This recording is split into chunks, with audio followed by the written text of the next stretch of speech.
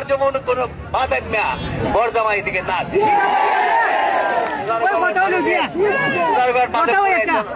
নেতার অভাব নাই, কর্মীর অভাব নাই, অভাব নাই, ফায়ার করা বর জামাইয়া আর আনবো না। আহলে সুন্নাত ওয়াল জামাতের কর্ণধার পীর মুফতি গিয়াসউদ্দিন আত-তাহিরি সাহেবকে নিয়ে কটূক্তি করতে যায়া এমন একটা কুবাক্য উচ্চারণ করেছেন তিনি, যেটা সুশীল সমাজের পক্ষে এটা গ্রহণযোগ্য না, এটা আসলে মেনে নিতে পারে নাই কেউ। যে বাক্যটা উচ্চারণ করেছে সেটা আপনারা শুনেছেন। একজনকে ঘর জামাই ওলা এ সমস্ত কথাবার্তা বলার আগে একটু চিন্তা করার দরকার। ঘর জামাই কাকে বলা হয় এই সংজ্ঞাটা তো বুঝতে হবে আপনাকে।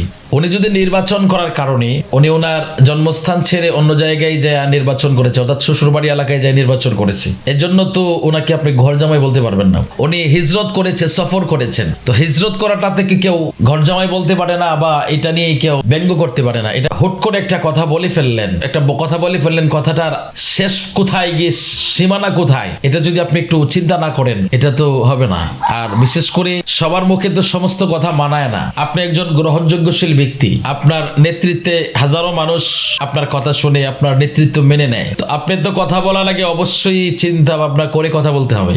আমরা যদি দেখি হিজরত করা, সফর করা, এক জায়গা থেকে অন্য জায়গায়, এক অবস্থান থেকে অন্য অবস্থানে গিয়ে সেখানে কিছু প্রতিষ্ঠা করা, এগুলো যদি আমরা দেখি, দেখুন শুরুতে যদি আমরা যাই, আল্লাহর হাবিব সাল্লাল্লাহু আলাইহি সাল্লাম নিজের জন্মস্থান তিনি জন্মভূমিকে ত্যাগ করে মদিনাতুল মুনাওয়ারা সেখানে তিনি সফর করেছেন, সেখানে তিনি রাষ্ট্রনায়ক হয়েছেন, সেখান থেকে তিনি সারা বিশ্বের নেতৃত্ব দিয়েছেন, সেখান থেকে তিনি ইসলামের বার্তা সারা ওয়ার্ল্ডে ছড়িয়ে দিয়েছেন। এখন হুজুর পাক সাল্লাল্লাহু আলাইহি সাল্লামের ব্যাপারে কি আপনি এই সমস্ত কথা বলতে পারবেন?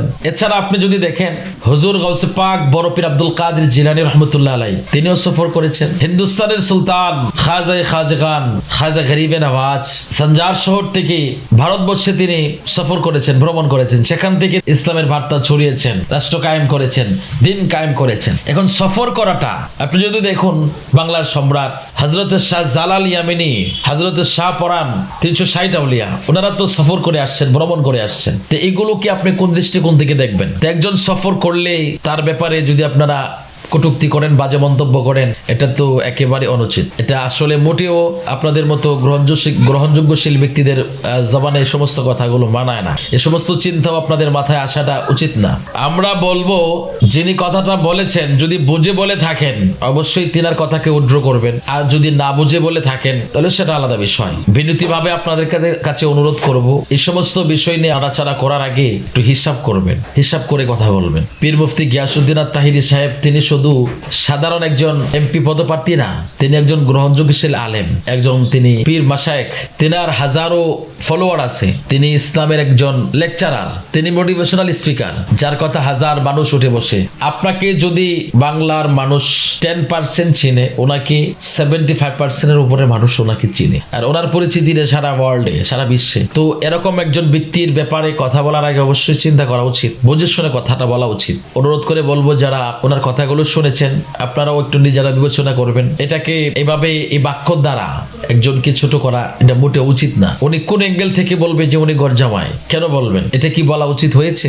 যারা ওনাকে ছোট করে দেখার চেষ্টা করছেন, হাজারো ছোট করার চেষ্টা করলেও কিছু কাজ হবে না তো, কারণ আল্লাহ যাকে উপরে তুলতে চায় পৃথিবীর কেউ তাকে নিচে নামাইতে পারে না। এটা আল্লাহ পাকের একান্ত ইচ্ছা। আল্লাহ কাকে কোন জায়গায় কোন অবস্থানে কোথায় নিয়ে যাবেন এটা আল্লাহ পাকের একান্ত ইচ্ছা।